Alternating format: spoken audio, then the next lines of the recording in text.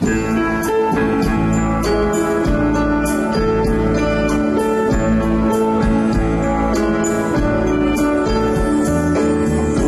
brilla el tibio sol con un nuevo fulgor, cuando las arenas, donde el aire es limpio aún, bajo la suave luz de las estrellas, donde el fuego se hace amor, el río es hablador y el monte es el mar.